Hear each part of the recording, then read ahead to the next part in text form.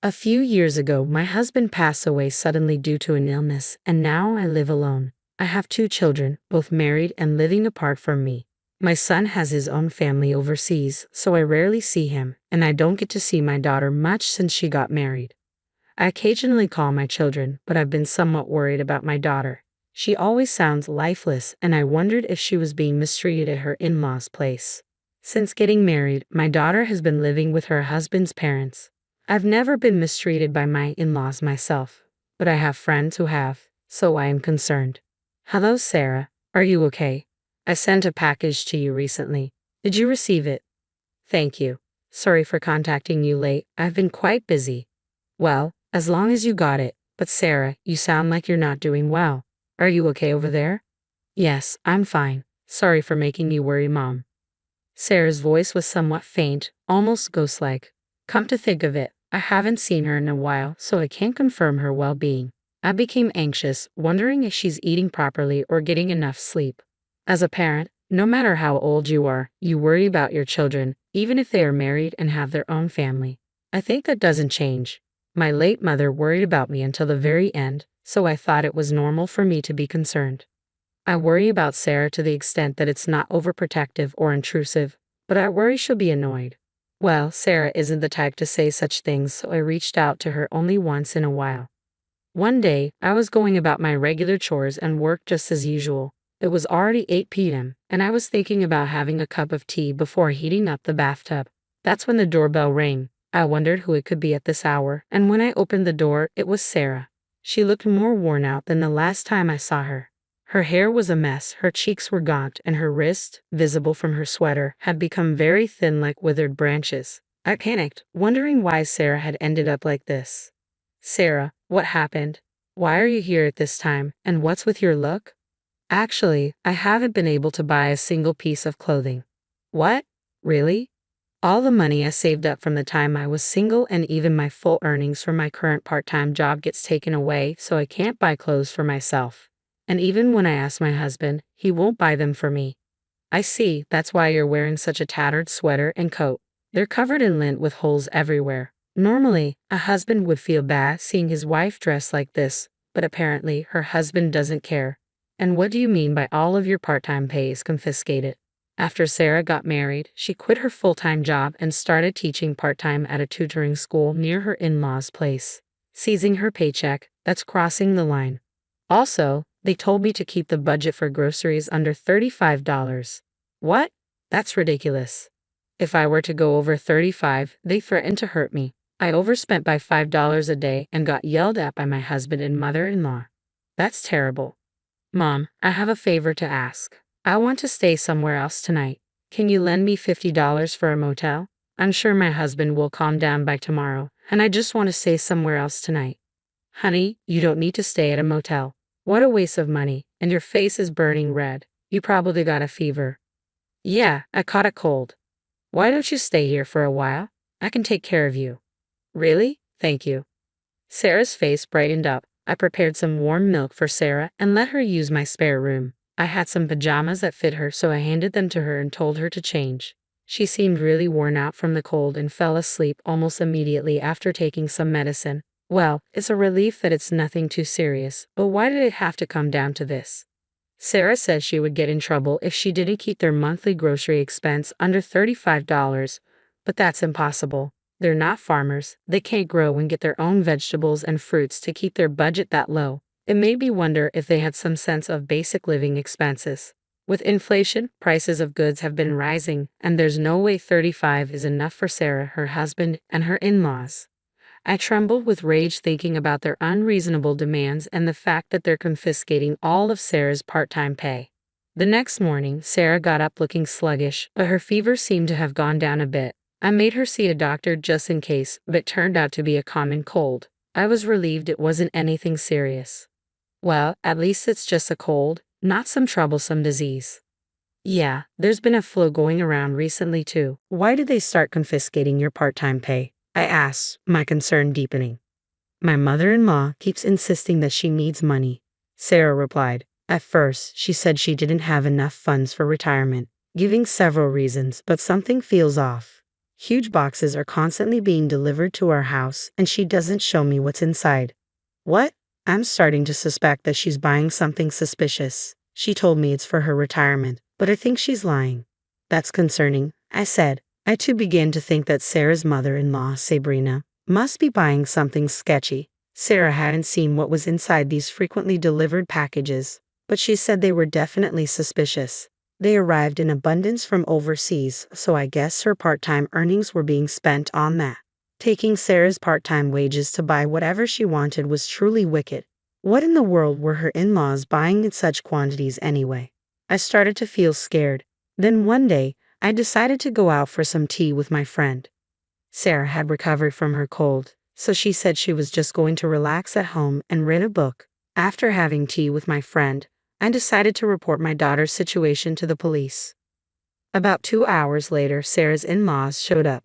Her husband was away on a business trip abroad, but the expressions on his parents' faces were demonic. Sabrina turned beet red while her father-in-law, Robert, glared at me. "You're the one who reported us to the police, aren't you?" Sabrina accused. "Yes, that's correct. I'm sure Sarah must have secretly looked into the packages and told you about it, right, honey?" Robert said. "That's right. It must be because of this chick that the cops are on to us." "No, my daughter said she didn't look inside. I can't believe that. I'm sure she's trying to set us up." What a wicked daughter-in-law, being nasty and disrespecting her in-laws. That's right. A daughter-in-law should value her in-laws, and yet this woman just ran out of the house and even ignored our calls. There's no point hiding here. But I had no idea what my husband would do to me if I didn't run away. What? You're blaming our son now? It's your fault for overspending on groceries. Stop with the excuses. That's right, shut up now. Just how many times do we have to tell you that we only have light meals to keep it healthy? So $35 for groceries should be enough. Light meals? Yes, exactly. Light meals are the best for us humans. Eating luxurious meals can lead to gout or lifestyle diseases, which is why our model is to have light and simple meals only. So $35 is indeed enough for groceries. Well, because of all that nonsense, my daughter has become as thin as a rail. Robert always insisted eating light meals was a shortcut to good health, but when Sarah first came home, she was clearly malnourished. Her shiny hair was now dry, so was her face, and her skin was peeling off. What's worse, she was so skinny that she looked like a skeleton. She might have gained a little weight now, but no one can possibly gain 20 pounds in a month no matter how hard they try. Sure, there might be some who can, but Sarah isn't a big eater, so she probably only gained about 5 pounds max. And yet she's wasting $35 like that. She's such an incompetent daughter-in-law. Have you ever taught her how to manage household expenses? This tells a lot about the way you raised her. Oh, look who's talking. What did you say? All that talk about light meals is just a lie, isn't it? You two have been secretly feasting on good food, haven't you? Ah, well. A friend of mine mentioned that she saw you guys shopping for expensive ingredients at the upscale supermarket, Whole Foods. That's. And apparently, you were also buying quality liquor. Were you hiding it to drink somewhere else? Well, they were clearly taken aback, looking rather flustered. Sweat was trickling down their faces, and they were huffing and puffing as they wiped it off. So what's your point? Reporting us to the police just because we secretly enjoyed good food with our daughter-in-law? Have you lost your mind, Kathy? Ha ha. Exactly. It's not a big deal, right?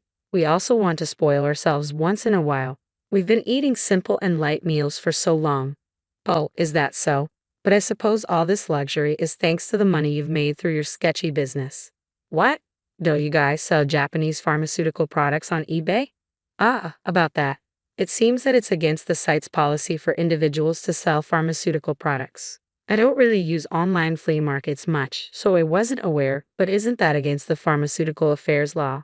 Well, so I decided to report it. It seems you were selling stuff like Dream Diet pills. But how do you know? Oh, that friend of mine was almost sold your products. She's a bit chubby, and when she was walking down the street, she ran into you and got asked to try the Dream Diet pills and to buy them from your online store. Oh, in that case, my friend is indeed a bit chubby. She was offended that someone even more overweight would say something like that to her. I continued. Well, Sabrina, you are indeed quite large. So what? What do you mean by large? My body's glamorous, Sabrina shot back, indignant. Glamorous? Also, Robert, you've got a bit of a belly too. You must be eating and drinking some pretty good stuff using our daughter's part-time earnings, despite luxurious produce at the supermarket and profiting off your diet pills. It's all muscles, Robert protested. I've got a hard, tight six-pack, right, dear? Yes, that's right, Sabrina agreed. Robert is definitely not overweight, and I still turn heads because I have a nice body too. She snorted and bragged about being considered good-looking. Wearing a tight mini skirt even in the middle of winter, she didn't wear stockings, and I wondered if her bare legs got cold. At that moment, Sarah spoke up. Well, you use that glamorous body of yours to get guys, right? Ha ha. Ha! The other day, I went to the doctor because I had a cold. There was an OB/GYN next door, and I saw you going in with a young man. Ha ha. Hey, there's a reason for that. Do you mean in your 50s you've had a child with a young man, or did you catch a disease? Oh my, that's not it. Shut up, you. You got that far with some random guy. Are you pregnant or sick? Which is it? I'm sick. What the hell? No wonder I've been feeling off. It's your fault. I'm sorry. I was just with him for fun. It's not my fault the guy just wouldn't leave me. Ha, you seem to be having a great time. You guys even look like a sweet couple, holding hands and going into the hospital. And it was you who was all excited, talking about going to a restaurant and a Ferris wheel afterward. Ha ha. Shush, don't talk anymore. I cannot forgive you for using all my earnings and for eating well outside while reselling the contents of those packages and breaking the law. Terrible. And having an affair is awful too. Ha ha. Sabrina, everything's ruined because of you. Ha. Father-in-law, you were selling stuff out too. I know you guys were being sneaky, staying up at night. No, I was only running a business. I wasn't having an affair. I'm innocent. No, what are you talking about? You've been a criminal since the moment you violated the law. You're far from innocent. My daughter had grown tougher and took a firm stand against them. Sabrina was sobbing uncontrollably, and Robert kept yelling. It was a disaster. Even though we were in our house, they were so loud that our neighbors came out, and it turned into a spectacle. They yelled at me, saying they were embarrassed, but it wasn't my fault. For now, my daughter is planning on divorcing her husband. Given that she was abused, she'll probably sue him for emotional distress and seek compensation. That's right, I will seek compensation for my husband. Also, please return all my part-time earnings that you took. But I said give it back. Don't underestimate me. Did you think I was some slave who would just obey everything? I'm not afraid of you anymore. I don't care what happens. Just give it back. Why, yes, I'm sorry. I was wrong. I apologize. Our usually soft-spoken daughter raised her voice, causing them to hastily bow down in apology. It seemed as if we were bullying them, and I wished my daughter would stop yelling. But I guess it served them right. In the end, they were penalized for their crimes. Later, Sabrina and Robert got divorced. It turned out Sabrina had not only contracted a disease but was also pregnant in her 50s. Even I was taken aback by this. She had to pay alimony to Robert.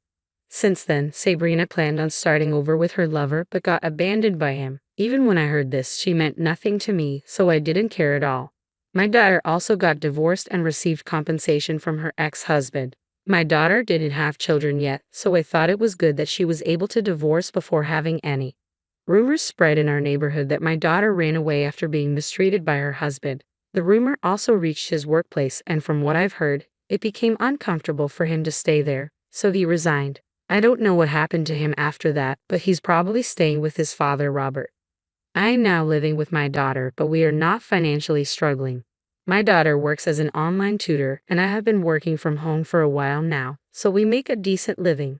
My daughter has been putting on some weight and getting healthier. Seeing this, I am truly relieved.